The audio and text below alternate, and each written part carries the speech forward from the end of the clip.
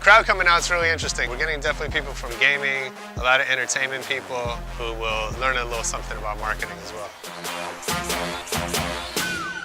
What's your view when you're launching a new product on social media, and obviously word of mouth is a little bit harder because it's actual physical product.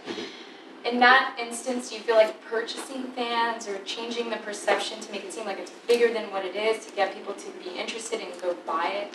Like, what's your take on that? I mean, you're always going to create an event. I mean, you're going to want to create that initial buzz and enthusiasm, and social should always be a component of a much bigger mix. I mean, it shouldn't ever be rely on one channel for anything that you do. For me, marketing is still kind of a blend of multiple channels, multiple tactics, multiple techniques. So, you know, when I'm launching a product, whether it's physical or digital, it's still about kind of building that buzz and trying to figure out how they're going to react beyond that, and then kind of letting that kind of dictate where you go from there. So for me with social, it's just about the content that you're creating, building that relationship, and really trying to hear from them kind of what they want to see from you from that point going forward. You mentioned like baiting and like maybe not doing that and trying to be authentic and really like get in on what the product is and like hear what people are saying about it, but do you just scratch out like baiting? I feel like it's a positive because I get to hear more, open the door to like new consumers and actually get to talk to them. You know, you can still spend money and acquire fans, but I think again, when it first started and people were just trying to go for the lowest common denominator to build their number base,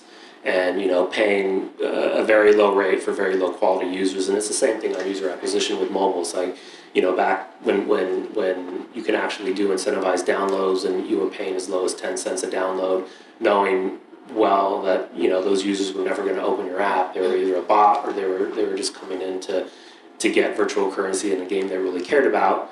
You know, that's where I think the value of just collecting likes for the sake of it, we've kind of moved beyond that. I think there's still value in targeting your right demographic, bringing in those people, but it's also about measuring that. So it's about you know, tracking that from the point where you capture them all the way through and just making sure that they're active. If you're just acquiring people that are liking the page and never share, they never do anything, they aren't really active in the dialogue that you're trying to create for them or in the content that you're providing for them, you know, there's still that kind of back and forth where you still have to kind of track them all the way through to make sure that they're continuing to stay active is the important piece.